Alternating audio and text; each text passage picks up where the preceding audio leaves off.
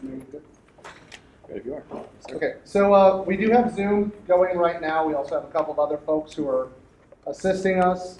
The big thing about Zoom is we're providing accommodations for somebody who's a little bit hard of hearing. So I really appreciate everything that you're doing to kind of keep it down when you're not up here speaking. So that way our folks who might have a little bit harder time hearing can understand what's going on. On behalf of staff and town council, thank you all so much for coming out tonight. It really shows how much you care about being a resident of Orange County and part of the wider Gordonsville community. So thank you from myself and from council for coming out. I also want to stand up here and acknowledge that there's definitely been a little bit of a breaking of trust, right? Yeah, so there's been a bit of a breaking of trust. And it never should have gotten to that point. The town staff, our town council members of the board of supervisors, we should always be someone that y'all can trust to do what's right for our communities, right for our residents, and right for even our visitors who come here. So we're hoping that tonight we can take a moment to hopefully clear the air a little bit, get on the same page, and move forward together to do what's right for y'all and what's right for the town of Gordonsville. Because ultimately, we are all one community, and we all need to work together. So let's talk real quick about how we got here, right? The process of doing a boundary adjustment has been going back and forth for about 20 years now, probably even before that. 20 years ago, I wasn't paying too much attention to politics, but I seem to recall a little bit of rumblings about it. So there's an official process, whether that's a boundary line adjustment, it's a voluntary process, or whether it's an annexation, which goes in front of a 3-judge panel.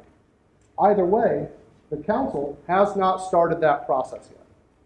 What the council is trying to do is to get your input about how we can work together for what works best for you and for the community. So I'm sure everybody here has seen this map on Facebook, in your emails, a couple different places. So this map was prepared by the Rapidan Regional Commission for planning purposes, just to start the conversation. It's not an official map. It's not, these are the places that we're going to try to adjust in. This is not we're going to try to annex X, Y, Z. This is a starting point for a discussion. Now, earlier, my predecessor and the previous county administrator had worked with the board of supervisors and with the previous town council to sort of move forward and get the ball rolling, right? At some point, the board of supervisors withdrew their support from the voluntary boundary line adjustment process, which is absolutely fine, right? This needs to be collaborative, and if it doesn't work for one side, it doesn't work for us either. Oh, I'm standing right in front of you. I'm sorry about that. And so what we really want to do tonight is to hear what works for you, because we don't know everybody's individual situation, right? There are people here who may have a senior tax discount. We may have some disabled veterans tax discounts. We could have emergency services personnel whose personal property tax rates are reduced. We don't know your individual situations, but we want to hear from you about how you think it might affect you, right? Because everybody's situation is different. And if we don't have a starting place, if we don't say, no, for example, somebody says, I live on XYZ street, and I think it'd be great for you. Well, hey, then maybe we know we need to start talking to people on XYZ street. If you're in a subdivision and you say, hey, this does not work for us, this is not what we're interested in, perfect. If you all don't want to do that, we don't want to do it either. Because consent of the governed and what works great for y'all and what works for Gordonsville is what we want to do together, collaboratively. Pardon me while I'm looking through my notes real quick. So tonight, the big goal of council is to hear from all of you. To hear what you have to say, where you fall, whether it's something you want, whether it's something you don't want. Either way, council wants to know. Because like I said, at the end of the day, this is y'all's town, y'all's community. You may not be a resident inside the town, but you're still part of the wider Gordonsville community. You're our neighbors. You're our friends. We see you at Food Line, we see you at church, we see you at football games. We're all part of the same community, and we want to make sure that we're coming together as a community to help make these decisions. So thank you so much, and here in a moment we're going to open it up to citizen comment. Got a couple of just housekeeping rules real quick. We got a lot of people that want to speak. So we're going to keep it to about 3 minutes per person. Now, if you're like me and you've already done the math, you realize we got to be out of here at 8:30, and the math doesn't work, right? So if at the end of the meeting there's still a bunch of people who want to speak, we're going to schedule another one, and you'll get first priority to speak. We're giving first priority to people who are not town residents to speak, right? Because y'all might be the ones affected if there's an adjustment or an annexation, right? Following that, then we'll go down to anybody who is in town and wants to speak. For folks who are on Zoom, if there's time, we're going to let y'all speak as long as it's not impacting our American Sign Language interpreters. So we ask that, if you're comfortable, you can come up here, you can stand, you can have a seat, you can stand up at where you're sitting, but try to speak up a little bit so everybody can hear you. Make sure you're addressing the council as a body, not any individual member, and we'd love to hear from you. So with all that being said, I'm going to turn it over to the mayor so he can kick off the public comment. Thank you all so much. All right, thank you, Anthony. All right, so we're going to go in order, as Anthony mentioned, from those that signed up with the priority, of course, for the individuals that this is affecting. And so the first person we have on our list is Mr. Frank Dickerson.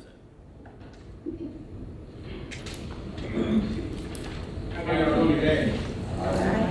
I just was interested in why you really need to have to put us in the town of Gordonsville when there's no benefit for us. I have my own well, I have my own sewer, so those things that was listed, they don't mean anything to me.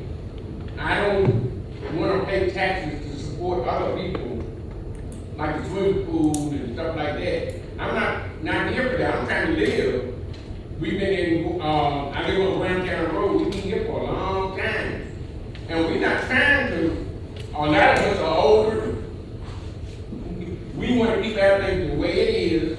And even if you say you will, you get the benefit of reward and stuff, that's something you have to pay for that we don't have to pay for anything. We don't want to have to pay for our trash pickup. We take care of their ourselves when we go in places, we go to work. We don't have to worry about the things that the town worry about. There's no benefit for us on shopping. There's no benefit for us when we, only thing we do is go to Food Line. Everywhere else, you got to go somewhere else. And I know you say, well, maybe we can bring things in here with things you added. You got rid of it. Yep. And so that just doesn't make sense to me. Right. I want us to be fair. And like you said, there is a thing on this truck going around. Because when they talk about how much we overcharge, y'all overcharge for water and all that stuff like that, that's ill. Doesn't set well. And like I say, everybody keeps saying it'll benefit Gordonsville, but it ain't benefited us in the country. We can't do the things we want to do no more. So that's all I got to say.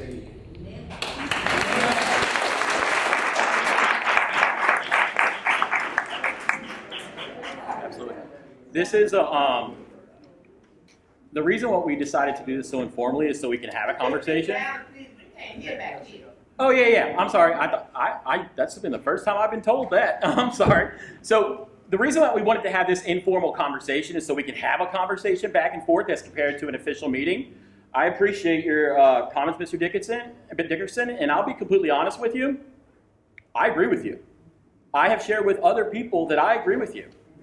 This map right here, as our town manager pointed out, was put together by a separate entity for planning purposes. Your comments are exactly right. About 75% of this area is on town water, sewer, or both. Either or both. Well, excuse me, ma'am, I'm sorry. Town water, sewer, or both. And in cases like yours, what the Rappahannock Regional Commission tried to do is they tried to put an equitable map together that showed what an expansion would look like in certain parameters and things like that. And I tend to agree with you. You're not on town services right now, and 100%, I agree with you. And so I don't know if you have any, I know the rest of the council feels like that. I want to open up to the rest of the council if they want to say anything also. But I want to let you know that there are about 25% of the individuals on this map that aren't on any town services right now, and I think that should absolutely be considered as we go forward in this process. Yes, sir. Thank you, Frank Dickerson, for speaking. I think we have about 15 people that feel the same way you do from Browntown, because I've been talking to you. So I don't know whether you want to repeat the same thing that Frank had said tonight, but you've expressed it to me also that you have no desire to be incorporated into the town of Gordonsville. So we understand completely. Yep. Because on the other side of the traffic, they ain't got no sidewalk, they ain't got nothing. They need to do something in the sidewalk across the town before they come down the highway. Yes, sir. I 100% agree with you. And if you reach out to any of us, I would love to. They ain't town tax, and they ain't got nothing to sell across the railroad track. I 100% agree with you. Two cars can't pass across the road. Yes, sir. I 100% agree with you. And take a bath, my son take a bath, goes uptown. He got to use kind of cream to get it back. It don't make sense. And y'all will stand up, oh, down and make things fun. Do things uptown first, and then go fun. Yes, sir. I understand your concerns, and I've heard I kind of want to stay on the boundary adjustment piece, but I would love to talk with you about that more and the plans that we have from that, because, you know, myself, Vice Mayor, everybody on this council understands exactly what you're saying in terms of equitable services across the entire town, even at our own town, and we have started strategizing what a potential plan for that looks like. And I would love to be able to share that with you if you'd love to have a conversation sometime, or in a separate meeting if everybody wants to hear about it. I just want to stay on topic for the boundary adjustment if we can. So really quickly, thank you so much again, Mr. Dickinson, I appreciate it. Our next individual that we have is Mr. Chuck Ronhold. He left, he had to go. Did he? He had a fire call. He had a fire call? Okay, so we'll try to get him back. If he gets a chance to get back, we'll try to get him bumped up when he gets back. Yeah. Okay. I've just been told the interpreters that are online are having a little bit of trouble hearing because the speaker's up here. If you don't mind when you speak, if you're comfortable coming up and either sitting or standing right here, that will be a great opportunity for them to be able to pick up what you're saying on the microphones. All right, the next person that we have is, I know I'm going to butcher your last name, so I'm going to say Mr. Roy. So please feel free to come forward. Are you comfortable coming forward? Are you comfortable coming forward? So they can pick up you on the microphone? I'm sorry. Like I'm being punished in school. You are not being punished. We appreciate you coming to share. Well, gentlemen really expressed, like you said, everybody's feeling here, and I'm the same. I'm outside, and you know, I like it that way. And just reading some of the information on the flyers, you know, I kind of like the fact if I want to go out in my backyard and sight in my little pistol at, hey, it's no problem to do that. Or if I want to have a yard sale every weekend, I can have a yard sale every weekend. Or you know, I haven't got to the chickens and goat part yet, but I think the overwhelming feeling with a lot of people is that this is a money grab. And I don't mention it in here, but I just think the town is wasted away whatever money they had, either bad projects, bad bids, bad construction companies, I don't know, but it just seems now you want to throw the net out in deeper water and see what we can get to come in and fix, you know, the problems from the way the money was spent. And, you know, to say the services, the better services.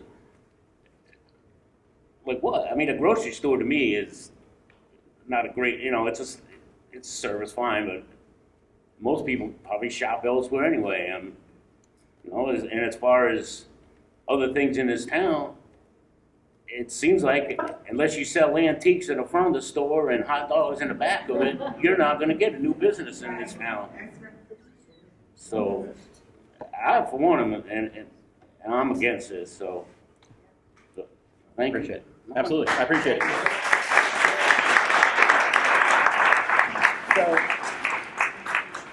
if I can unload a couple things just in response to what you said. So, those of you that don't know me, I'm of course the mayor of Gordonsville, but in my full-time job, I'm a CFO for a nonprofit organization. And so I focus a lot on finances, and I can disclose some things to you regarding the finances because I can see how that conclusion could be a natural conclusion to come to. So the first thing right now is the town has about 6 months of reserve operating cash on hand in the LGIP, which is a local government investment pool that all localities can contribute to. Those are excess funds that we have that are our reserves. So the town actually, accounting standards require that you have 3 months on hand to be considered to be in a healthy financial position. We have 6. So the town's actually doing very, very well in terms of what its financial position looks like. In addition to that, if you looked at a chance to look at the, once again, proposed report for planning, nothing about this is finalized or even considered at all right now. When the regional commission did their total calculations, the net adjustment to the town would be about $200,000 in revenue if all areas eventually were to be brought in. That's about 3% of our budget. Our budget runs between $4.5 and $5 million a year. It's inflated right now a little bit because of the park project that we have going on. All the donations must flow through in town, the grant revenues must flow through in town, and then they flow right back out. So there's been a lot of conversation about our expense amounts and things like that. About $200,000 to $300,000 of those expenses each month are related directly to the park project. And so the town is in a great financial position. What this is this is strategic planning, and that's the whole reason that this council wanted to have this conversation. It's planning for the future. We don't want to be like other localities. I know there's a lot of people in town in this room, and we can talk about this. Town of Gordonsville, and I did an analysis, and I would love to talk with anybody about it, but the town of Gordonsville has the cheapest real estate tax rate by 4 pennies compared to the town of Orange, Louisa, Mineral, and Luray. That might sound like not a lot. That might not sound like a lot, but it is a lot when you're looking at your house that's $250,000, $300,000.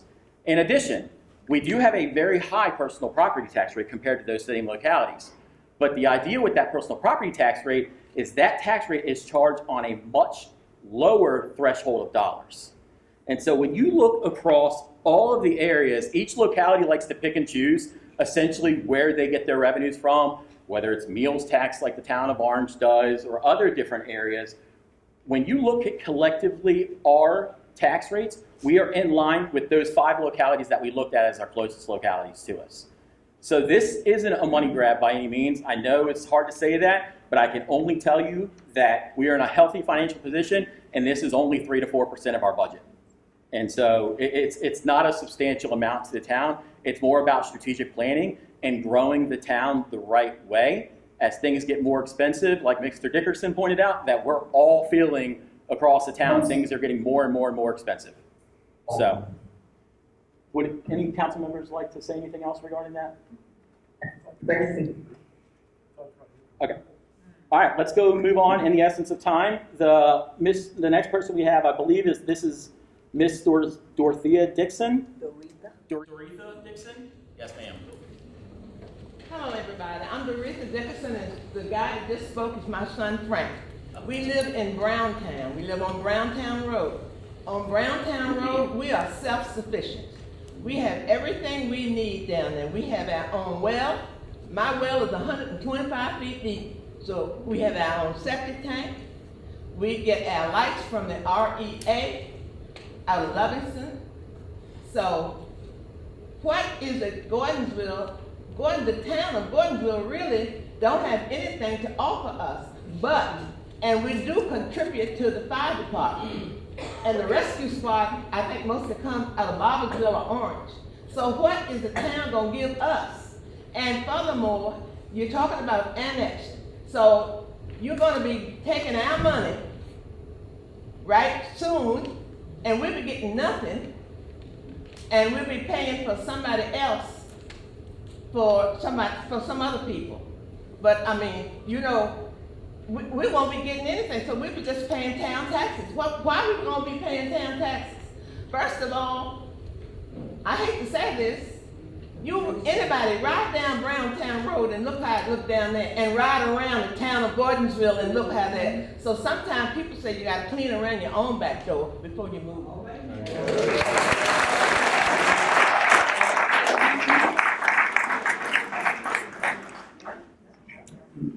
council. Would anybody like to respond to that on council? Only one I want to say is Miss Doretha Dickerson is 90 years old, so she's been around.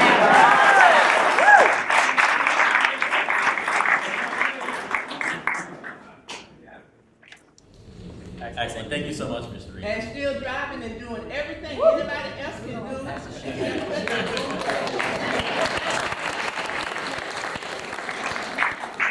Yes, ma'am. Yes, ma'am. Excellent. All right. The next person that we have on the list is Miss Barbara Drinkwater. Yes, ma'am. Do you mind, if you don't mind, if you're comfortable doing so? Thank you.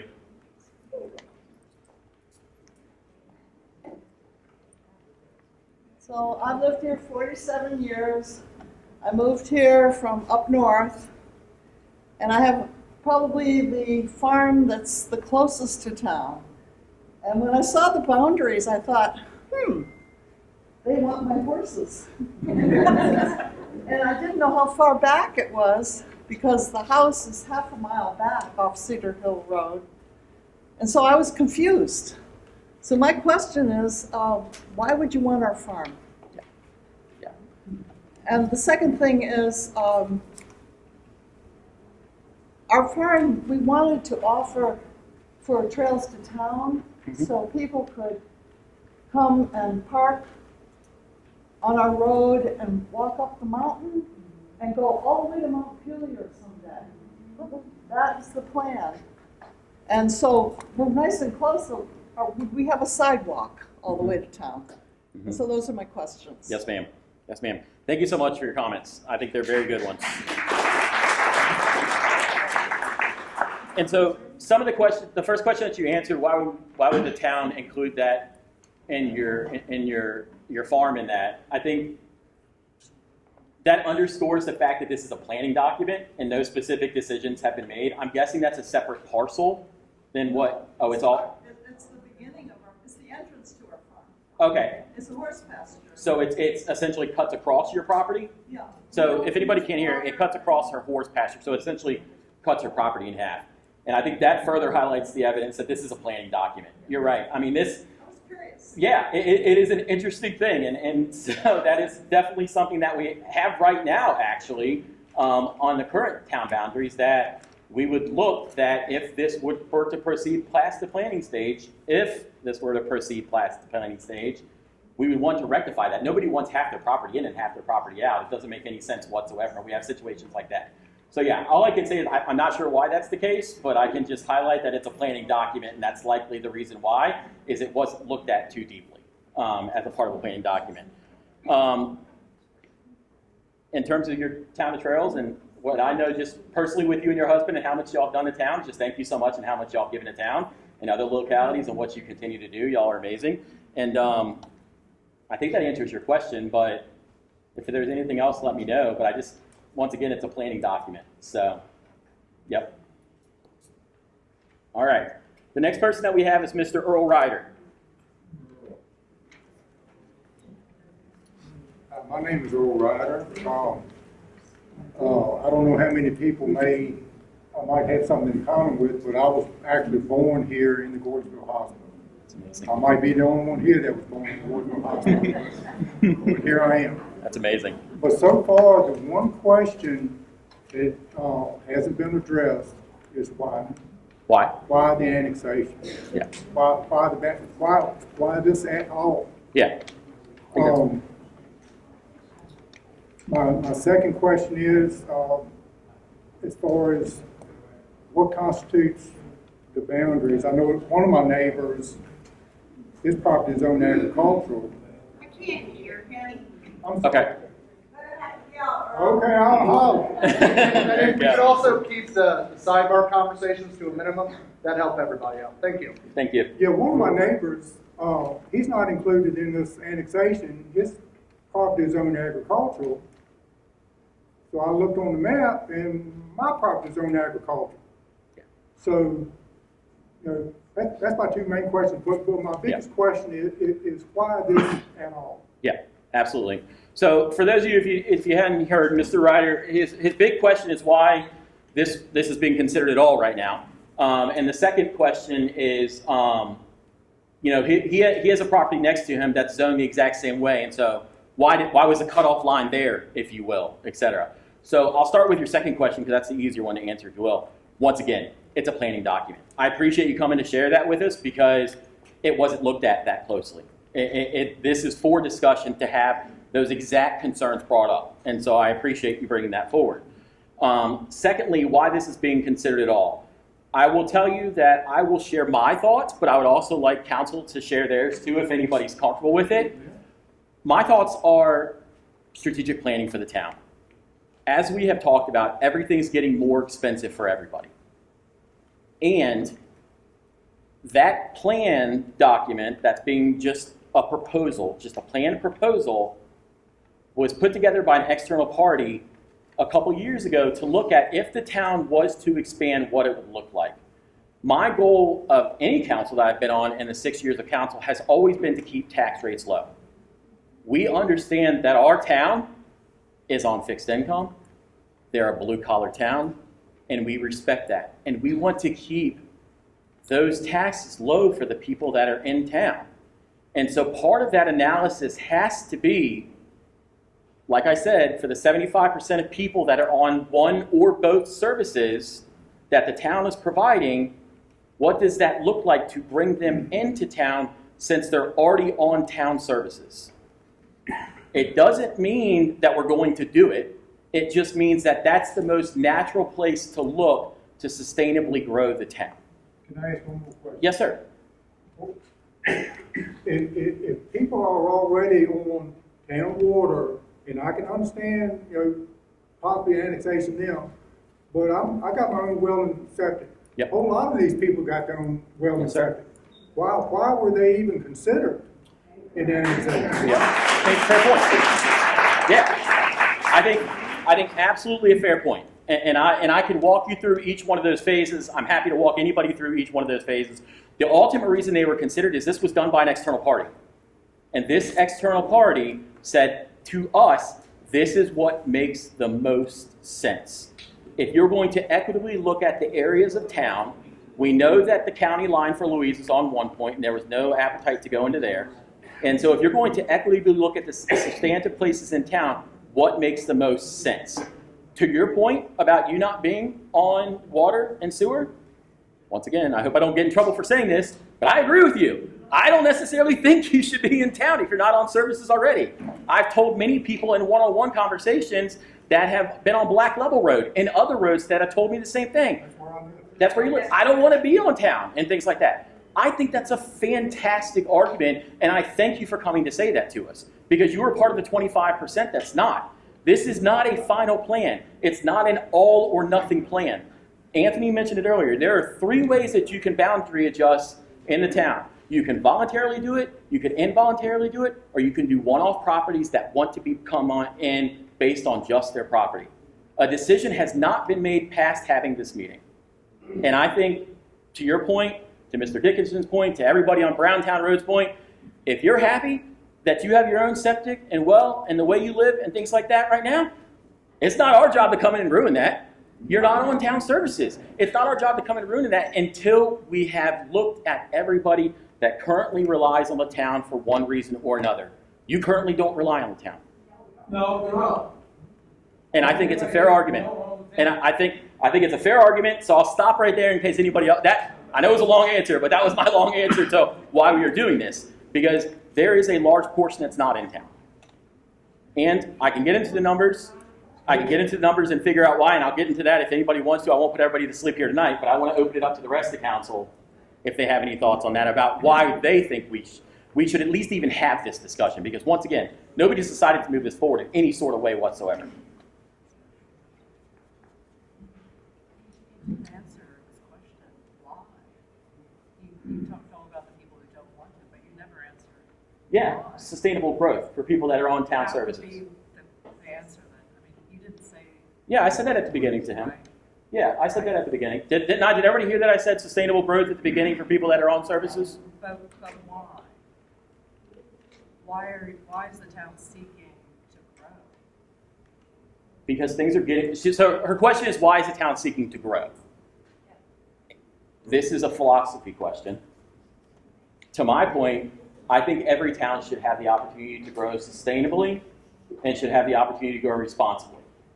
And I think first looking at the constituents that are on town services that aren't a part of everything else that's involved in town is the way to do that as a first step. I'm sure plenty of people will disagree with me, which is fine.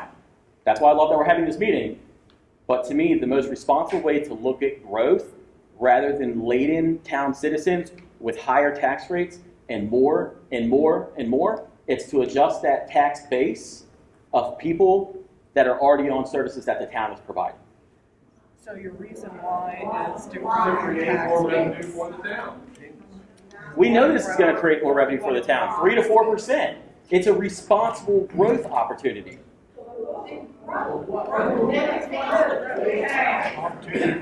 So we're going to keep this going. If you do want to have it come up and do that, that's fine.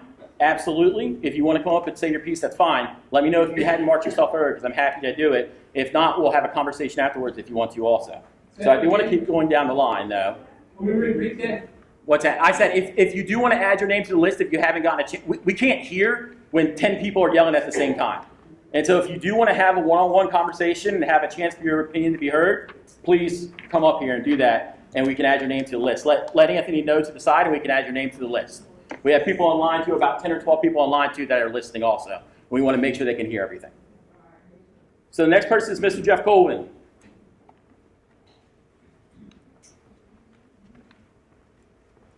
My name is Jeff Colvin. I live at 10092 Gordon Avenue. I also own a small piece of property just off Tabernacle Road.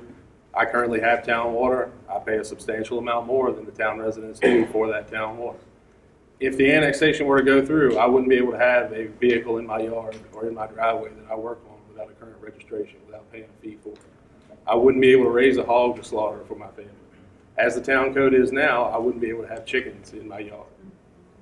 I pay county taxes. I don't want to pay town taxes. If I wanted to live in the town of Gordonsville, I would have bought a house or property in the town of Gordonsville. Just one other thing. If I could get everybody here as a show of hands, if you're against the annexation, please raise your hand. Thank you.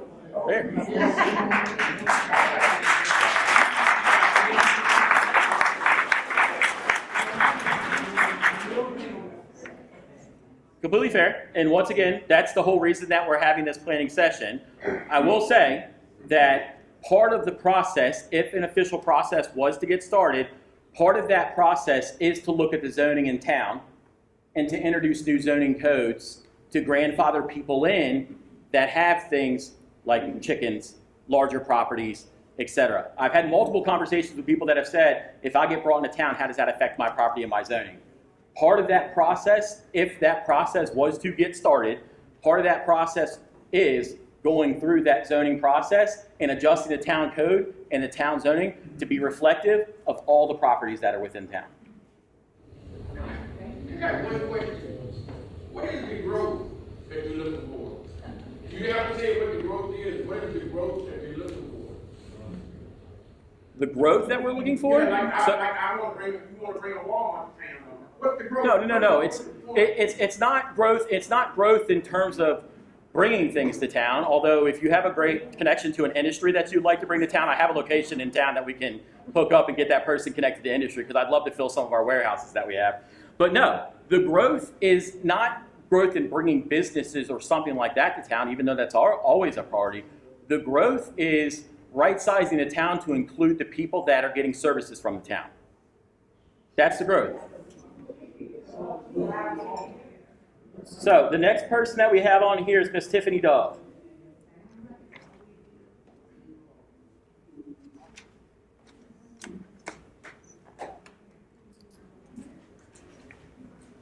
My name's Tiffany, and I live on James Madison Highway. I'm sorry, I can't raise my voice very much.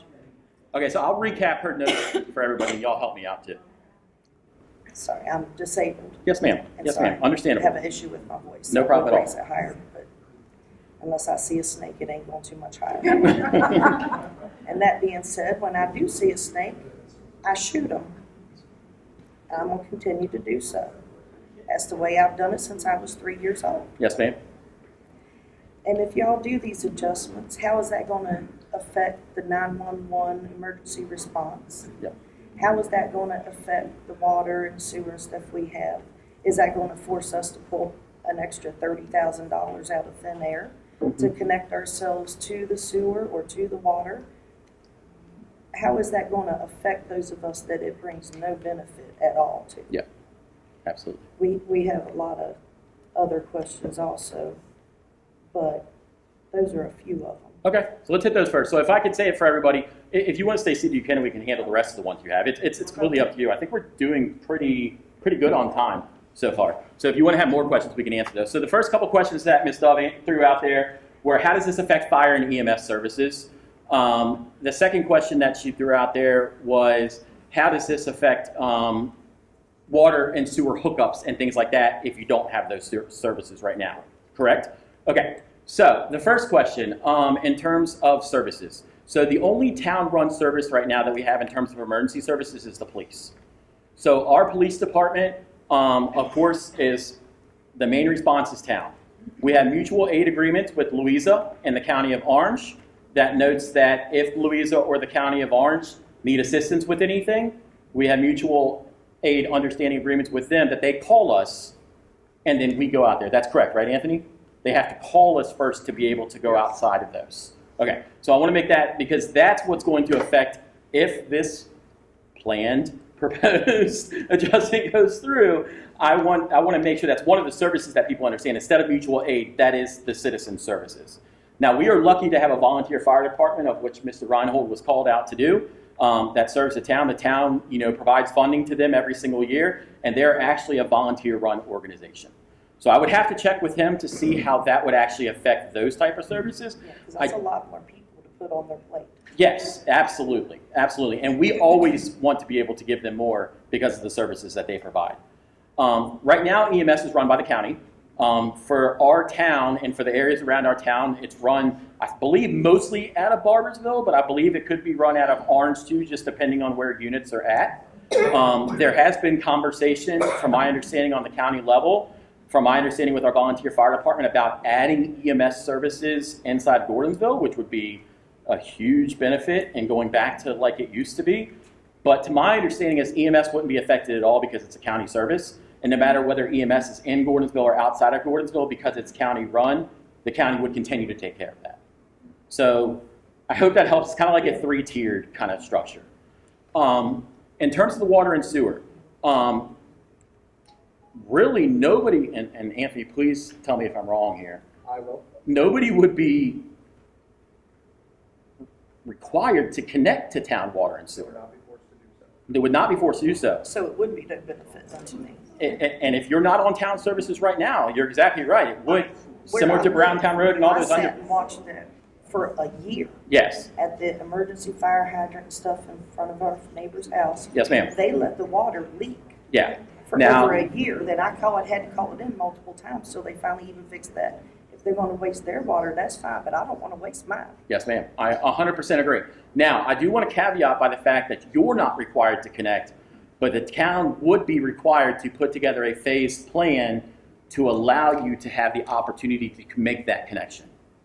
So if you wanted to, if you said, my wells, Spend an extra $20,000-$30,000 to connect, we could. you could. And That's it's silly. and it's the town's responsibility to allow for that connection to happen and allow you that services, but it's no way your responsibility for us to say you have to have those services.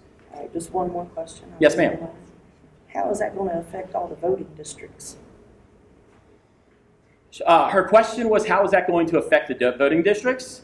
My understanding is, no, actually I can confidently say this. All the areas that are on the planning proposal for planning are in District 1. So there would be no change in voting districts whatsoever. The only change that would be right now, all of town citizens are required to go to town hall to vote, and everybody outside of the town, but in a certain area, are required to go to our firehouse to vote. So it might change where you vote, but you would still be voting for the same individuals, except town. Anybody that's boundary adjusted into town would actually, if that was to go through and that process was to happen, you would be under town ordinance 2, where you would have a right to vote for mayor and the 4 council members. And so, Right, and a better trash service apparently, since you hear so much about it on Facebook. well, that I am happy to note that that is corrected from what I understand. It was quite the debacle about a year ago, you're right. But since we have switched companies, it has been amazing to have that. That's good, because I know some of the elderly people out here, they were having a heck of a time just trying to get their trash out. Yes, ma'am. Yes, I ma'am. think that's It was a lot of people. it was disappointing. You're exactly right. 100%. She's referencing the trash service issues that if you're a town resident, we had about a year ago or so. You're right. It was a very difficult situation, and we're happy to say it looks like that. I don't believe we've had a single complaint since the new service started. Not that I'm aware of. That's good. Yes, ma'am. Thank you so much for your comments. So, I'm new, and I'm sorry. I have a question to piggyback on her question, because I think that it would potentially help y'all. But if you are signing up for new water and sewer through the town, and this went through, would y'all give a discount to the people who are choosing to jump on? Would that be a possibility? Yeah, so if you couldn't hear her question, what she's asking is if this boundary adjustment was to be considered and moved to the next stage, would people that are currently outside of town that are on town services for water and sewer get a discount, if you will? And No. New people signing up, like she has a well, her well's not working. If they wanted to make that connection to water and sewer, which you said the town has to offer, instead of the thousands of dollars it is, would you offer a discount to those individuals? That's a great question. So sorry, I misunderstood her question. Her question is if this was to go through and somebody maybe was having a failing well or a failing septic system and wanted to connect to town services, would we offer a one-time discount for them to be able to connect to those services? Those rates are set by the town based on its appropriation schedule on the water side. I think it's a great idea. I can't say definitely either way, but I think it would be in the realm of possibility as one of the considerations to make. There are grant programs that help fund that, so a path forward could exist to do that. Yep. I think that would help y'all in possibly pushing this forward. Yep, I appreciate that. All right, the next person we have on the list is Mr. Eric Frobaum. Hello, sir. Sit. Please do, please do. Yeah, we moved here about 34 years ago, and we live off 15, about a mile from the traffic circle. Okay. On Cedar Hill Road, by Mrs. Potter here. Yes, sir. And then, anyhow, we bought 9 acres there. We have cows there and chickens. It's ag status, the whole 9 acres. Yes, sir. The thing that was concerning to me was the proposed line here ran right down the center of our property. Yes. Which are well, we have well septic, and the septic tank would be in the town, and the drain field is in the county. Anyhow, like I say, we moved here 34 years ago. We moved here to live in the county in a rural area and not to live in the town. Yes, sir. We chose not to live in the town. Yes, sir. We lived in Short Pump when we first moved here. Not interested. Okay? Yes, sir. That's Yes, sir. where we stand. I appreciate it. So just- anyhow, the division of the property line is a concern.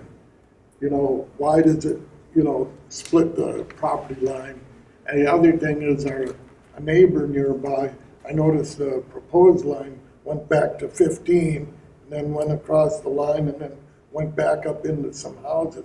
Yeah. I didn't quite understand what was going on. Yes, sir. Okay. I appreciate it. So thank you, sir. Appreciate it. Just to recap for everybody. So what Mr. Frobaum was saying was he lives out, near that area down 15, about a mile down 15, and he has a 9-acre farm. His farm right now, once again, like somebody else over here that we talked about earlier, Ms. Drinkwater, the line runs right through the farm. All I can say to that is, once again, it's a planning document, and that's evidence that the fact that it is a planning document and shows that. I think also you noted that you're on your own well in septic, which, as I've stated before, I think is a great case to maybe not expand that far down 15. I can only speak for myself as I was on council at that point when this document was presented to us, and I can tell you that the regional commission provided this option down to the town-owned airport and public works building right there, but the consensus of the council at that point, I hope I don't, Vice Mayor, correct me if I'm wrong, she was on council also, the consensus with council at that point was, this is a planning document. We've talked about this for 2 decades. Let's get something on paper for consideration and then have these meetings where things get adjusted and scaled back and we hear from, you know, residents inside and outside of the town and everything. So great points. Thank you, sir. Can I ask one quick question and not take anybody's time? If this document is, and if I'm misquoting you, I apologize, but if this document is not that great, drawn out the way it is, the lines cut here, I guess 2-part question, but how much did this not so great document cost the town to have?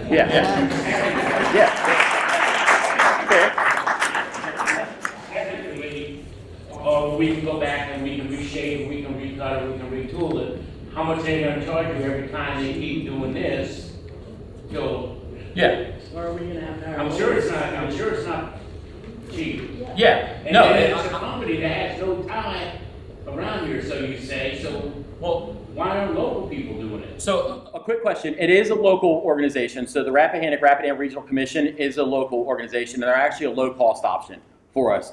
We could hire, they're actually, right now, they're actually looking at water amounts across as the regional water planning and things like that. So they do absolutely represent our area. In fact, I, as mayor, sit on the regional commission. I didn't then, but I do now as representative of Gordonsville, along with other representatives of Orange and other localities in the Rappahannock district. So it is they do have a planning option, and it is a low-cost option compared to going out to hire a separate contractor, to your point, that would have no knowledge of this area, no knowledge of the history of this area, and things like that. You're asking me to dig back in the memory banks as this was a couple years ago. I believe it was $4,000 or $5,000 that we paid. Don't hold me to that. I can get that. Janet, do you remember what we paid to the regional commission? I do not know specifically. Maybe around 3,000 max. 3,000 max is what you think? It seems about right. So it's definitely not nothing, but it's a lot cheaper than what we could have done, and we had to have a starting point because at that point, what was, and still to this point, but we're not even to that point yet on this point, so if that makes any sense at all. Once again, this is a planning document. The town was only interested at the council at that time, and this council too, in a voluntary option. And so we had to have something to present to the county to get their thoughts. And so we didn't sink a bunch of money into really detailed reports and things like that until we got feedback from the county on what their thoughts were to even see if it was a potential option. And that feedback that we got from them that happened earlier this year that led to all of this, that feedback that we got from them in the agreement, the proposed agreement, and the settlement of the proposed agreement, which keyed off the public information sessions, at that point, that's why we didn't sink a lot of money into the reports. The idea, if it would have kept on going, which it's not even been decided yet, the only thing that's been decided is this meeting. I know I sound like a broken record, but trust me, I really want to clarify that. That would be the next stage of the process. It would be hearing from public, revising that map to be more certain, providing all types of additional information and things like that. That point isn't even in the process right now. This was just to even, that report was generated by a previous council to submit to the county to understand the appetite even for the potential of this. So it's a great question. So to keep up with time, we want to keep going through our list. So the last person that I have in county, so not in town, is Mr. Cody Goodwin. I'm going to invite him up. I signed up. Yeah, I don't think you have a full list. I got a few, sorry, I looked at the last page. I had 2 people left on this last list. I'm sorry about that. I didn't flip my page. I do have 2 people left after Cody. I was the first person that signed on that sheet of paper. So we don't have a check mark. So what I will do, I want to make sure everybody has a chance to speak. After we hear from Mr. Goodwin, I will go directly to you because he's the last person that we have checkmarked. And anybody else that's in county, we want to make sure we hear from you first. So anybody else, even if you didn't sign up originally and you want to just say something now, please feel free to do so. Raise your hand first. So Raise your hand so we can, so we can make sure we get the information. But please feel free to do so. All right, cool. Mr. So, Goodwin. Couple questions. So there was a statistic you gave when we first started this, talking about that map, and Yep. what did you say, 70 couple percent? You So- want to relay that again? So about 50% of this planning proposed area is on both services according to their addresses on the proposed list. And you can see it highlighted. You can see it actually highlighted on there in slants. Another 25% is on either or, water or sewer, not on both, either or. And the remaining 25% is on no services whatsoever. Okay, and is that, I mean, we just, I don't know, we tend to not agree with that. Are you sure that number's right? Because, I mean, it's an expansive amount. Maybe it doesn't, is that just the residences? Like some of the properties are just parcels and not a residence right now? Like It is based on tax map residences. So I think what's confusing people when I give those numbers compared to the actual looking at the land of it is we have 2 neighborhoods in there. So those neighborhoods have high density locations, and so there's 40-something homes in one neighborhood, 30-something homes in another neighborhood, and so... Use the numbers from a landmass standpoint? Well, I don't think it's from a landmass. If you're looking at it from a landmass, yes. Those numbers are based truly on people that would be affected that own those parcels. It's not based on acreage, landmass, anything like that. Okay, all right. So then we're talking about growth, sustainable growth. How much has the council and members here looked into what you can do to grow within your own town? I mean, you mentioned there a little while ago, you've got an empty warehouse up there. There's some other businesses that used to exist in the town that are no longer here. A lot of vacant lots that are within town limits already. I mean, was that, we kind of feel like as county people that should be the top priority of the town is that you utilize existing what you already have up there. I think you are 100% right, and we're always looking for those opportunities. We have one apartment complex that's going to be renovated with some of the historic buildings on Main Street with new buildings built. That project just went through final paperwork in town. It's going to be about 37 units, I believe. And so those units would expand the town also greatly in a society where affordable rentals are needed, and we have been assured that those rentals will be affordable. So that's one of the areas that we're growing. In addition, another area that we're growing is there is quite a bit of development going on in town, and we're working with each one of those developers to make sure that the main character and things like that is happening in town. But to your point, Anthony, correct me if I'm wrong, north of 95% of the land in town is developed. A large portion of the land in town is developed. But how much of that are you collecting revenue on, though? I guess we understand that it's already developed. Like we see the buildings, but when they're vacant, there's no money coming in. Yeah, absolutely. Yeah. No, it's a fair point. And so I think one of the things that we are looking at is we are looking at our tax relief percentages that we look at every single year. We have reached out. There's quite a few LLCs that actually own buildings in town. And one of the things that we worked with, and those are private residences too, one of the things that our Board of Architectural Review has started doing in the historic district, which we're now expanding into the rest of the district, is taking care of renovating those properties. So we talked about, on the east side of town, I think it was Mr. Dickerson mentioned earlier on the east side of town, taking care of that side of town. Vice Mayor, no, we're working on that. Other people know we're working on that. Vice Mayor's been a huge voice in that we need to look at the properties, residences, and things over there and hold people to the same standard that we're holding to the rest of town. We are working on that. So that is one of the things that we're doing. Another piece is Anthony has an amazing economic development background. And so we are looking at the properties that we have right now, and I'll pass it to you because it looks like you want to say something. Yeah, so I'm regularly talking with Julie Perry at the county for her economic development expertise, as well as the county's Economic Development Authority, to see what we can do to bring new businesses, to revitalize existing businesses, and help small businesses grow in Gordonsville in a way that helps our tax base and helps people to be successful with living their dream in Gordonsville. And it's a challenge, and it takes time, and economic development doesn't happen overnight. But I think what's important is realizing that the town is here to help support those businesses, and not just Main Street, all the businesses in town. Whether you're a small business on the east side of town, whether you're Food Lion, whether you're the Subway, we're here to try to help you. It just takes some time. Okay, and last question, I'll let these other people go. But so, you know, I run my own small business. We have a farm outside of town, and I have a parcel that's a part of the boundary adjustment as well. But anyways, so you talked about there is an economic analysis, and $200,000 was what the annual, you know, net revenue was going to be if we did all these things and all this stuff and whatever. And it's not. Seems like it's hardly worth y'all's time, I would state. But anyways, based on what you're saying your budget is, but are those, again, like I'm just going to say, you know, if this thing's been planned for 20-something years, I mean, I don't know, are they sure about that? Because, I mean, it's my understanding that if we took all these parcels on right now, I don't know that your sewer system, the way it is currently, keep up with it. We need serious money and expansion of what the sewer would be. And, you know, I know that the town work staff, like, seems like they've got plenty to do. I mean, they're up here on the weekends doing hookups for all these places that you're talking about that are getting developed just outside of town, so they can't even accomplish that during the normal work week. Like, you're going to have to take on more staff when it comes to the public works department. I question whether it's even a net benefit to y'all with the I mean, it seems like it would be a tremendous cost if you're actually going to provide the services, say you're going to provide on all the land mass that's out there. There's no sewer on the north up there going up 15 as far as where y'all want to go.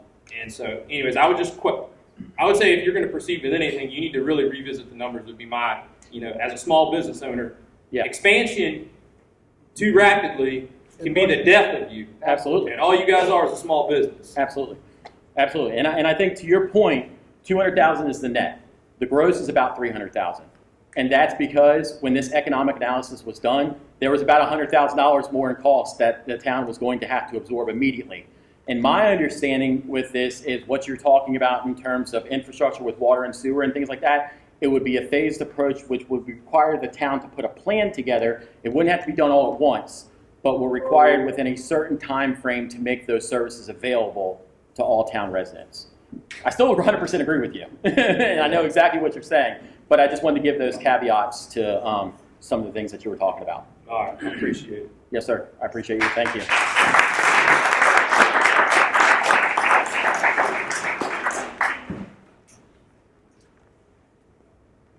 Very interesting. Yes, ma'am. I've been here for 50 years, Barbara Little. I've been here for 50 years come this December, living here. We bought the property before that to live in the country. We've got the better part of about 16 acres in woodland with about 2.5 acres yard. We're back off the road. There are 3 houses.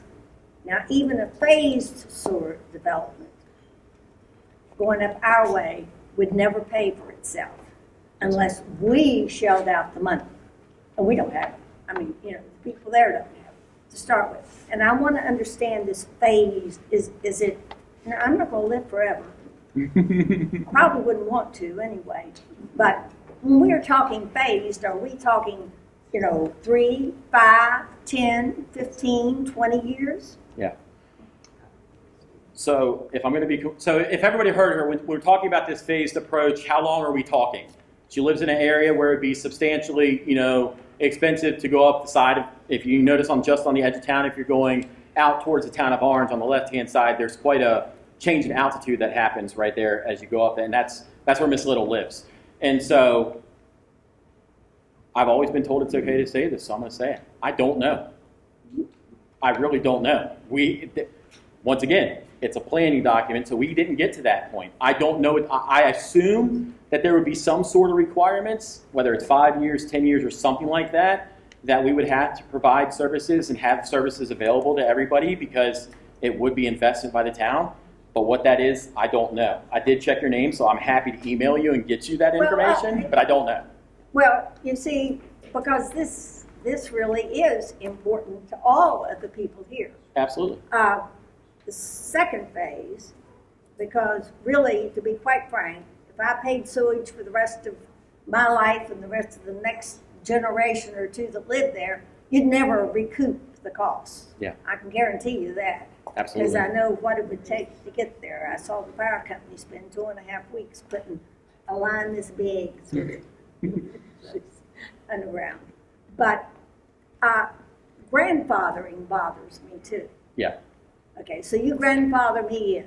Okay. What happens when I'm dead? Does the grandfather still last? Does it go to the next person in the deed?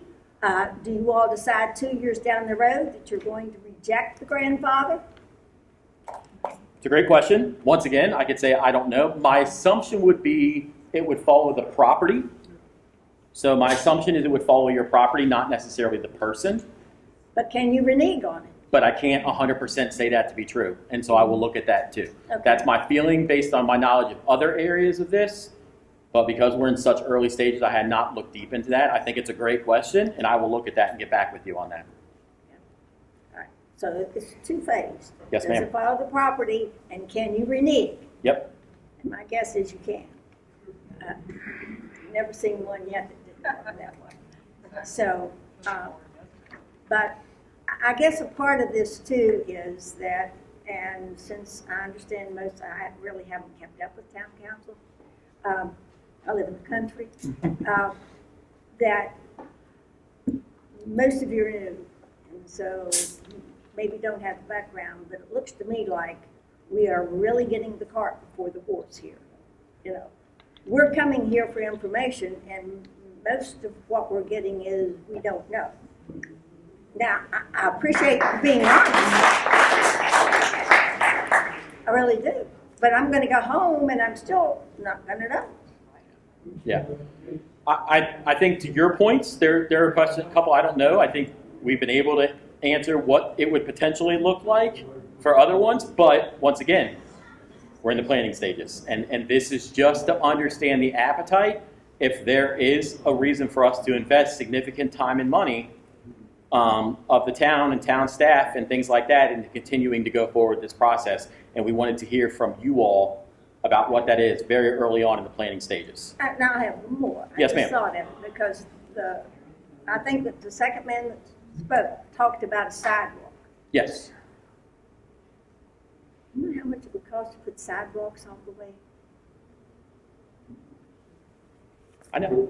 Yes, you are absolutely correct. I don't have a sidewalk in front of my house because of that exact same reason. So, absolutely.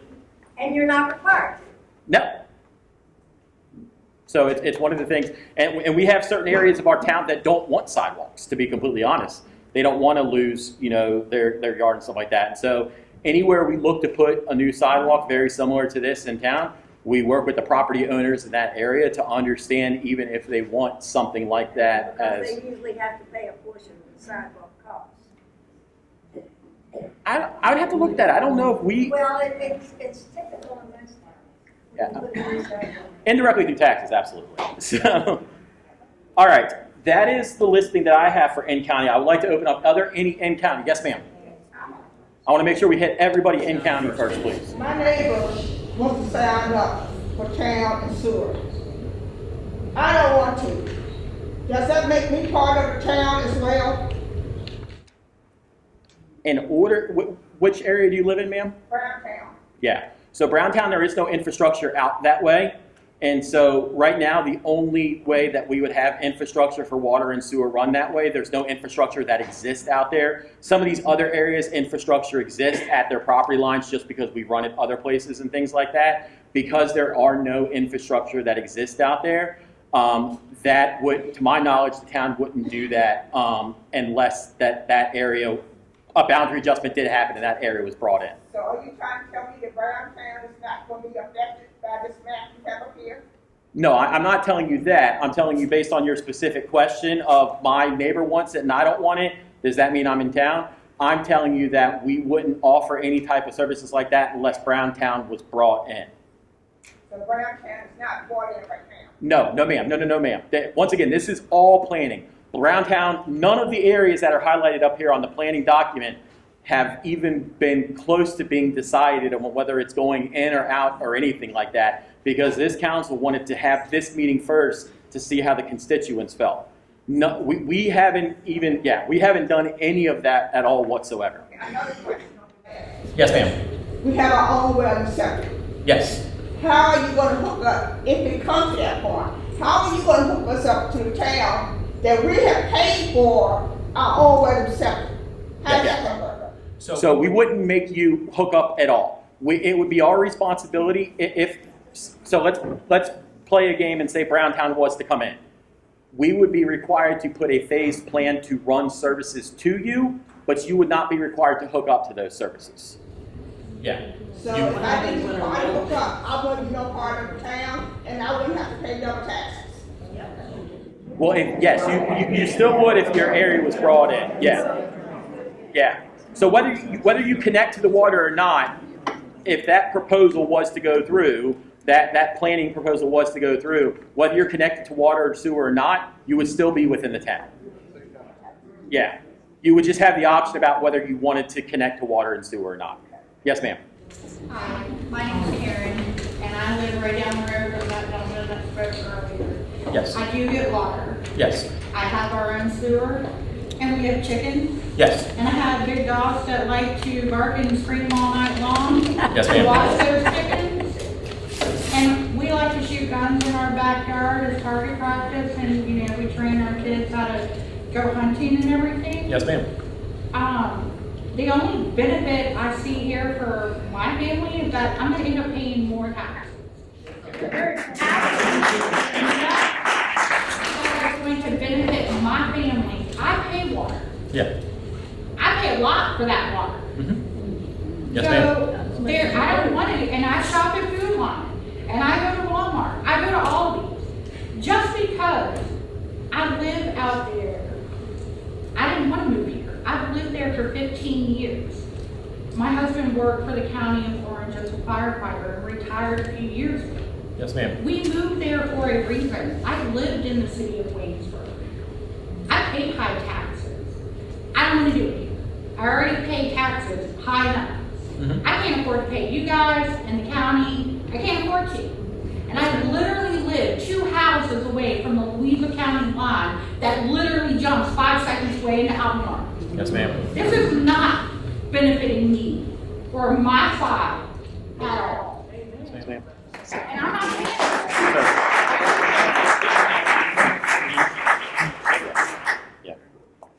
If you're going to speak, please come up. Let's focus on the individuals that haven't gotten a chance to speak yet. Right here. Can you come up, please, so we can hear, so the interpreter can hear you, and also state your name if you're comfortable doing so, please. My name's Susie Kruger. I think you've explained everything very well, and I appreciate that. My question goes back to the original information you shared, where there's several options. You can do this if people volunteer. You can do this if people are okay with it or you agree, or you can annex. And I'm wondering if, it doesn't sound like many folks here want to be part of this town if they live in the county. I'm wondering what is your, what is the word I want? How motivated are you to annex folks who don't want to be in town? I think that's what I'm trying to say. It's a fair question, and so anybody smack me if you feel differently, but I think I can say on behalf of everybody here, there's not a motivation to annex. Okay. We don't want people that don't want to be in town. Like, we want to hear a representative feedback from everybody about what you want and what you don't want. If this isn't the right time, because the majority of people are telling us we don't want this, there's nothing to say that we have to annex or we have to do anything. There's 3 options for a reason. But there's also nothing to say that we can't maybe talk to a couple property owners that have spoke with us that are on the edge of town that want to be boundary adjusted in and do one property at a time and go that way on a voluntary basis. I don't think, looking at everybody, I don't think anybody has the appetite, contrary to popular belief, to annex anything. I think that's probably the biggest fear is y'all are just going to say, well, you're now part of the town, whether we like it or not. Yes. So, thank you. No, and I guess you heard it here first. Yeah. We have no appetite. I will tell you, if there was an appetite to annex, we would not have had this meeting tonight. Fair enough. Thank you. Yes.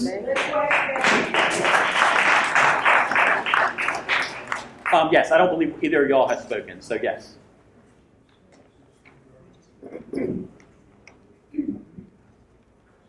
I might have missed it. It's a little noisy. No problem. No problem. Jane Pace. and I have owned property just outside of town. Yes, ma'am. So I'm into details. So if it does get annexed, Mm-hmm. what will the cost be to me to hook up to that? And would I be required to run the infrastructure? Yeah. So I'm all about costs. Yeah. Once again, I appreciate what you're saying. I actually had not thought about what Ms. Lohman said earlier until now. I think that so we're playing ifs, just to make it clear for everybody, we're playing ifs. If this was to go through, I think the town would like nothing better than to work with extreme discounts for people to run the infrastructure to connect your home, property, etc., to town water and sewer. I think that we would make a waiver. I don't know what that would be, but I think there would be an appetite to make that waiver to allow people to connect to the necessary infrastructure they would like to connect to. Now, in terms of actually getting that infrastructure to your property line, that's 100% on town. Yes, it's indirectly through our revenue generating items, of which one is taxes, of course, which is actually our smallest revenue generating portable in the entire town. But that would be on the town side to actually do that planning to actually get the infrastructure to you. Because being available and the cost to the homeowner are totally different. Totally different things, which is why, when you have individuals come out on town and water and things like that, it's very important where the break is. Is it on the owner side or is it on the other side? And the reason why is because there is that fee to hook up to it because that infrastructure is your infrastructure in town and things like that. So I would like to think that if this went through in any sort of measure or anything like that, that there would be substantial discounts or waivers or things like that to be able to do that to hook people up to the necessary infrastructure they would like. Thank you. Yes, ma'am.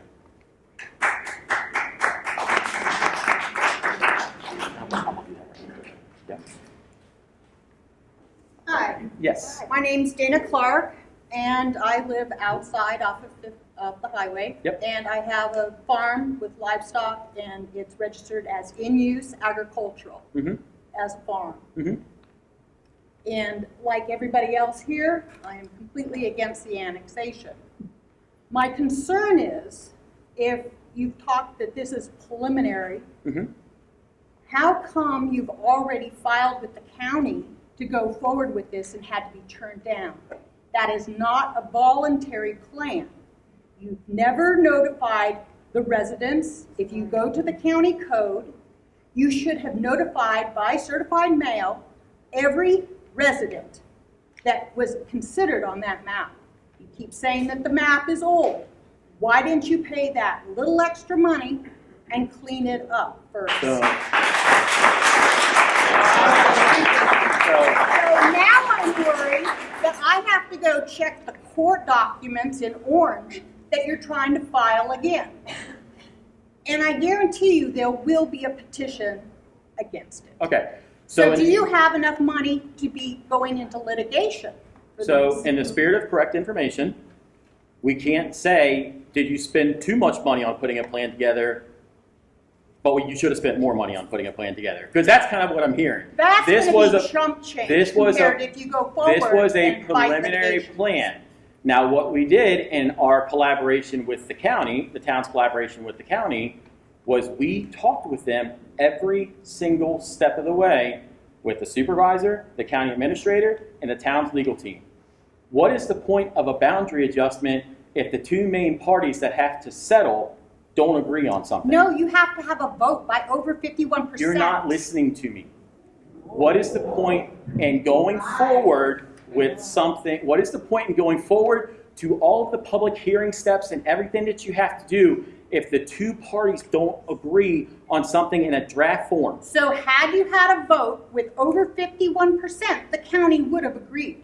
But you don't have that here. Okay, so the bottom line is we didn't even get to that point because all we wanted to do was get aligned with what the county and what the town agreed upon in terms of an area so we can even reach out to those individuals in the area.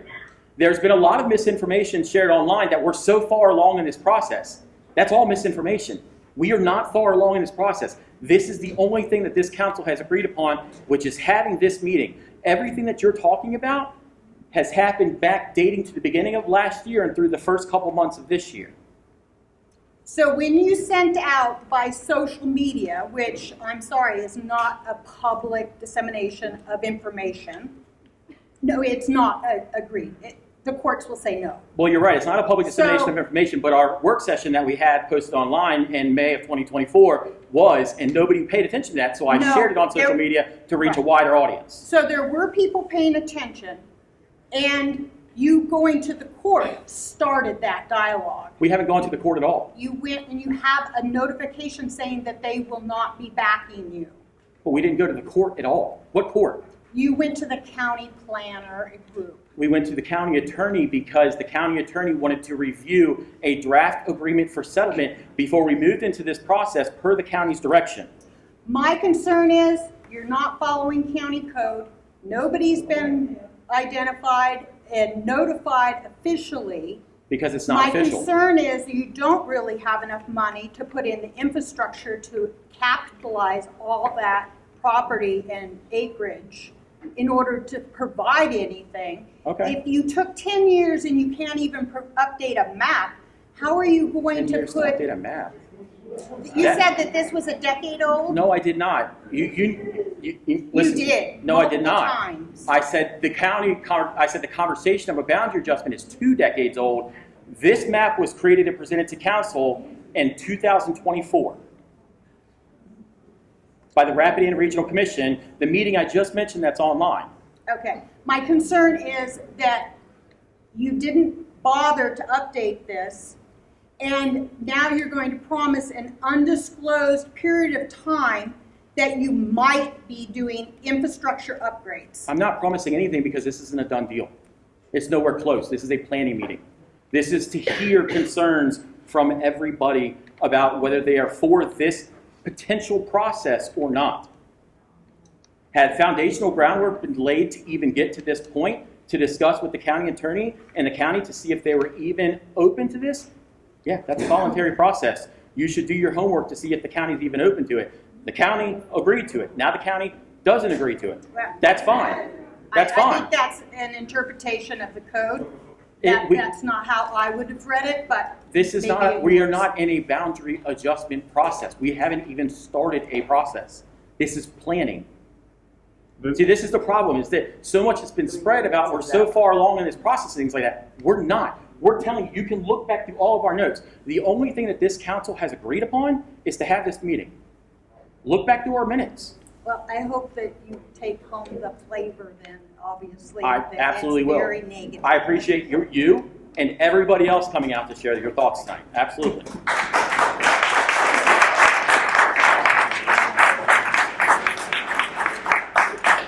My name's Jake Hughes. I got a son live around there. It's on what street it is, man? Carl Street. Yes. And around there. Yes, sir. He ain't got no sidewalk. The road is narrow like that. And y'all talking about expanding. Why don't y'all go across the hill and do some around there before you go down the road? It don't make sense to me. Y'all was planning to go way down here. Go across the hill, across the railroad track. Yes, sir. Well, all them people live and putting new houses and stuff down there. And the way they're putting the new houses in ain't right. They got one house they're building up there. They built a road from the ground up that high and ran a septic tank into the building. Yes, sir. I seen that. Yes, sir. I know because the one I'm talking about, because I see it. You go all you do, go. You said Cobb Street, right? Hey, right on top. No, Yes. Not Cobb Street. The next street up from The next street up from Cobb? The Okay. main street from Browntown. East Street? 643. 643? Okay. A trailer, put a brand new trailer set up in it, and took it from the ground and built the gravel up that high and ran the septic tank into the house. Okay. Sitting right there. And y'all talking about expanding. Y'all need to go across that hill, the railroad track. Yeah. Cross where the black neighborhood and do some work around there for y'all expand down in Browntown. I live in Browntown. Yeah. 100% agree with you, sir. And Absolutely. we got things going pretty good down in Browntown. Yep. And I will say we do work with the county building official on that. I will make sure that we look into that and figure out 643 East Street. Yeah. Around it, you can't pass two cars. As a part of that. But you're exactly right. The standards and services across a portion of the town should be in all parts of the town. You're exactly right. 100% agree with you. They need to check on them things around that. Like, Yes, sir. Is there any? I just want to confirm you're outside of town, correct? I'm speaking on behalf of them who are outside of town. Okay. That's my parents. Okay. So I'm here to express my concern with them. Yeah. My name is Jill. I'm sorry. This is Calvin and Sylvia Hill. They're in the annexation. Okay, thank you. I'm here to express my concern with the process that Town Council has chosen to follow regarding this boundary adjustment. It is both misguided and deeply flawed. We have heard time and time again from the mayor and council that they want to foster transparency and build trust with the community. With that in mind, I want to highlight some critical omissions from your brochure that you all published on the website on September 11th. Omissions that contradict those very principles. First, your timeline outlines interactions with the county administrator, the county attorney, and the board of supervisors. It makes no mention of a key document, which is this letter from the county withdrawing its support. Why was that not included? You all had it. Why did you not include it? Am I good with sharing that?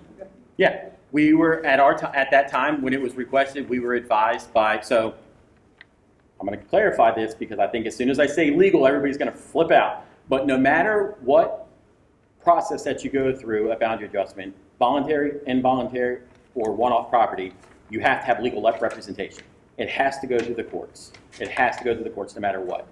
At that time, we had talked with our legal team and told them that we were still focused on a voluntary adjustment and we were having this meeting. We had received this letter. What did they recommend? They recommended, because of the fact that the town had not decided officially what path we were going through, because there are paths where we don't have to have supervisor support. But because we haven't officially decided what path we were going to take, even though I'm telling you everybody wants the voluntary, but because we hadn't officially voted on that, our legal team recommended that we do not release that letter. So if the county withdraws their support and does not support this, how many paths do you have? So the county has withdrawn their support under the, if you look at that letter in the second to last paragraph in the current iteration, and welcomes the town to come back with a different iteration in that. So we still are looking forward to hopefully collaboratively working with the county towards this and potentially in the future. Once again, haven't made a decision either way. Based on the opposition that we've heard tonight, council might decide it's just not worth it. Let's go the one-off process. But shouldn't you get that iteration in place before you do all of this and get everybody all in an uproar? This is a planning meeting just for feedback. I have an understanding that the people that are the most upset are because they haven't heard this from us, which is our fault. We should have shared this earlier. But there's been a lot of... You talked about your town council thing in the work session. These people are not in town. Why do they care about your work session? They're not following that. I understand that. I absolutely 100% understand that. And that's why we didn't hold this at the work session. That's why we're holding this as a planning meeting. But you just made the comment to Ms. Clark that people didn't come to your work session when you all discussed that. Why would they? They're not involved. That's it. I mean, that's a good point. You didn't notify people. Well, because the process has not started. The process has not started. Okay, let me keep going. Secondly, your brochure claims that there's no official address list for the properties impacted. Yet you posted a map on social media, and the town is holding this information session. How can you hold a public outreach session such as this with the public promotional materials without first identifying and notify the very residents who will be affected? This is not just poor planning, it's a failure of transparency and due process. Now let's get to the claim made in your brochure regarding taxes, that it's, quote, impossible to know, unquote, whether the adjustment will result in a net increase or decrease in taxes. Let's all be honest here. Residents in the proposed adjustment area do not currently pay town taxes. This adjustment would impose an entirely new layer of taxation. To suggest otherwise is misleading. This isn't a tax shuffle, it's a tax increase, plain and simple. While we're discussing taxes, let's not forget a comment that was made to a citizen on social media on July 25th that the town has not raised its taxes in 5 years, when the town had just voted in May to approve its FY 25-26 budget, raising the personal property tax rate from 72 cents to 99 cents per 100 assessed value, which was a 37.5% increase. Is that your definition of transparency and how you build trust? Yeah, and I'm happy you brought that up because I want to say in front of. I'm happy you brought that up because I want to say in front of everybody, I apologize for that. I apologize for that. It was. Man, with all due respect, that was a lie. No, that was a lie. It wasn't. That wasn't. Because the way I was looking at it was removal of a tax relief, but in the same vein, that is a tax increase. And so Okay. I understand it, and so I would like to apologize for that. So right here in the proposal that came before you, it is presented as a tax increase in your board packet. I understand that. Proposed increase. I understand that. It doesn't say going back to what it used to be. It 100% doesn't say understand. any of that. I'm not arguing with you at all. I 100% that. I 100% understand that. Okay. Yep. Like I said, I apologize for that. That was a mistake on my part. You also cite a need for services like water, sewer, waste collection, crime prevention, and zoning. So I'd like to point out some facts. Water and sewer. Most of these homes and businesses already have established services. For those that may want to connect, those services aren't simple or cheap. According to your FY 25-26 appropriation schedule, the connection fees alone range from $5,000 to $48,000 for water, That's correct. and $7,500 to $72,000 for sewer, plus the actual cost of installation. That's correct. That is a massive cost burden. My parents live on 15. They get their water from RSA. If they're hooked up to the town, their water bill is going to go up because your connection is at 15 and 33. And they're going to pay in-town water taxes, not directly to RSA.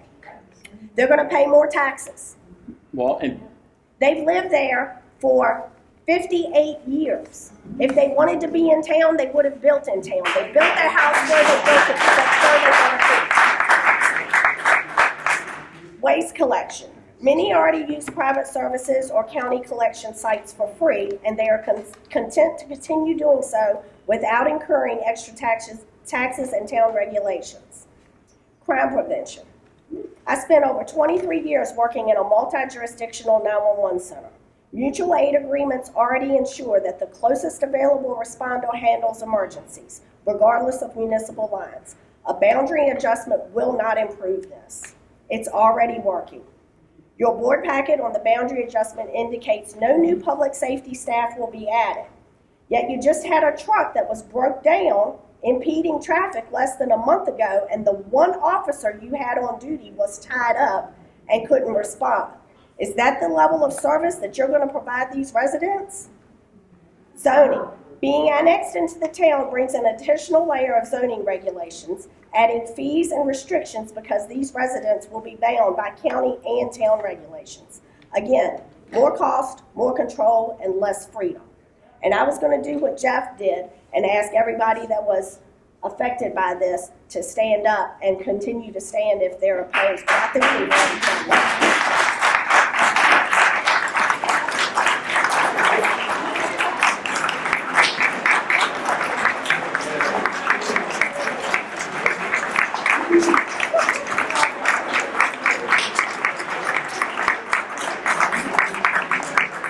This is your transparency and the full truth, not this brochure that you all put out and the way you've gone about this proposal, which is government overreach, deceptive at best, and people are tired of it.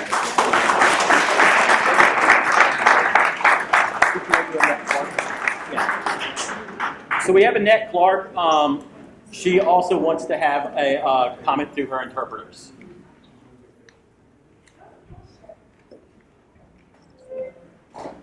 Hello everyone, my name is Annette Clark, and I live in Black Level Road on Coxon Road, and I've been living there for 16 now. I'm a deaf woman, and I'm just one you all are knowing about my deaf situation, living in the country for 16 years.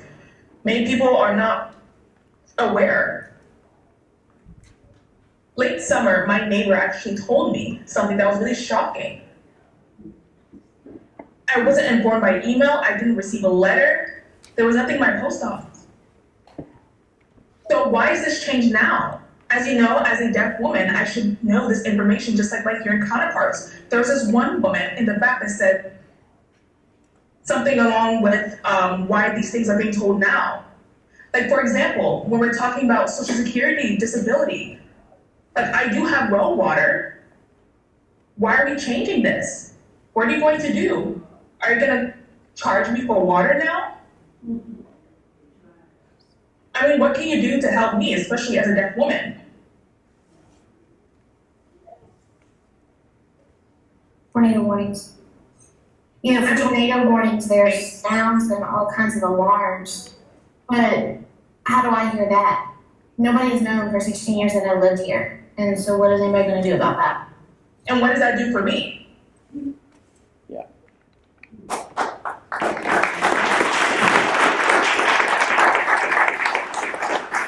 Yeah, I think first and foremost, y'all can hear me, right? Still? Okay, great. I think first and foremost, you are in the county, but I think we can, as our town staff, we can maybe work with the county and some of the emergency services like that to see what we can do to get you notification and things like that. Because you're right, it's unacceptable. 100% agree with you about that. You should have the same equal access to information, warnings, anything like that that you absolutely need, the same as anybody else. 100% agree with that. Secondly, I think, you know, like we talked about here a couple times today, Anthony opened up with us and things like that. We have heard opinions that this process, you know, as we undertook it, you know, wasn't the correct way to do that. We understand that. We, once again, are only in the planning stages of this. There's nothing imminent that's going to happen that's been decided upon at all, aside from just having this meeting and hearing feedback from the public, and that's it. And so we probably could have gotten information out quicker. We probably But imagine right now, me as a deaf woman, I was not informed of this information. Yeah. Even with this meeting, Yeah. I didn't have access to it. Yeah, I understand that. As we know that with hearing people, they have access to information on a daily basis. So thank God that my neighbor told me about this meeting and I was able to come. Yeah, I'm able to talk. There are so many unknowns here. yeah, I mean, I got no letter, no email, nothing. I don't appreciate that. yeah. I 100%. Again, I'm just saying. No, I 100% agree with you and understand that concern. And I 100% agree with you and understand that concern. And I know of at least one other person in town that is also deaf too. And I'm interested to know what we do in town for that to get information to those individuals and things like that. And I would like to figure out how we can, I don't have any answers for you, I'm sorry right now, but I can promise you that we'll follow up on that and see what we do there. And I'm looking at Anthony, he's shaking his head, to see what we do there, so we can also, on the outskirts of town, get you necessary information that may affect you also. Yeah, I apologize. We should have had the information to you. And just one more thing that just came up to me. I just want to say this. I'm actually really concerned mostly about the sheriffs, like, you know, in the old county. I don't know about here, but they had no idea about my deafness and how to communicate with deaf civilians. Because we They need to be able to learn sign language to be able to communicate with people. Because recently I had this one individual who was living with me for a while, and he actually didn't know that I was deaf. He figured it out by communicating with me because we were, you know, flashing lights on a phone, and he finally got my attention. But he had no idea that I was deaf. So it's very important that the sheriff's office knows how to communicate to any kind of person that lives in this county. Yeah, I think a few, no, sorry. I think a few of us here on the town and the county level can learn from this, to be completely honest with you. We do have mutual aid agreements with the county, and so we need to be prepared just as much as they are. And so I would like to ask our town manager to work with our chief and maybe reach out to Jason Smith, the county sheriff, also, to see what they have in place, so we can either mimic that, or if nothing is in place, for us to make sure that we satisfy that and absolutely take care of that and have a process for that together collaboratively. Thank you. Okay, thank you. We're right at time, aren't we? All right, everyone. So it is right at 8 o'clock. And if you can be real quick, come on. Come on up. My name is Philip Goodwin. For those that don't know me, we live on Black Level. We've been there 130 some years. We want to continue to be there. 28 acres I'm surprised they didn't take the whole thing. The 28 acres of our land is in the proposed boundary adjustment. Couple things. The numbers, number one, you said $300,000 gross, $200 net, $100 in immediate expenses. $100,000 wouldn't cover the trash bill for 1 year for all the proposed area you plan on annexing. A sewer line from the town limits down to the airport with the pumping station would probably be millions. So whatever net gain you think you're going to get, it's not going to come close. Just like most governments, they want to look at ways to bring in more income instead of look at ways that they can cut expenses. You know, maybe you should look at how you can cut expenses. I mean, you know, I understand, you know, y'all are big and making Main Street beautiful. To me, it's not any better than it was. I understand you got nice sidewalks and pretty Christmas lights, but I go downtown, I don't see anybody I know. There's nothing there for me to buy. It's not an improvement. Just to explain to y'all about agriculture, if you're a good farmer and you net $100, $200 an acre a year, you're doing all right. That 28 acres on 15 is zoned commercial industrial. If it goes in the town limits, God knows what the taxes will be on. The county's got it assessed at over $500,000, almost $1 million. Are y'all going to offer land use like the county does because we're farming it? You know, taxes would just make it land where we can't farm it, and then we have to sell it, okay? That should be our choice. That shouldn't be we're going to be forced into selling it because we can't afford to pay the taxes on it. And that gets me to the last point.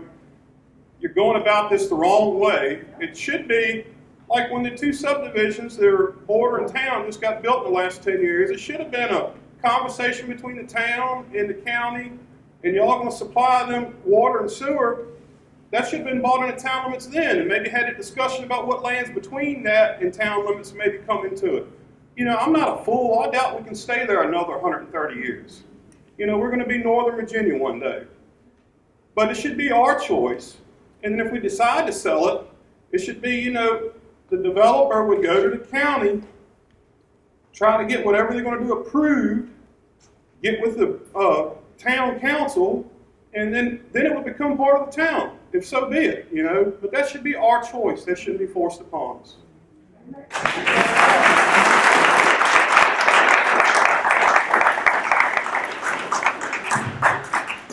Thank you, Mr. Goodwin. I appreciate your comments. And I really appreciate everything that everybody has said here tonight.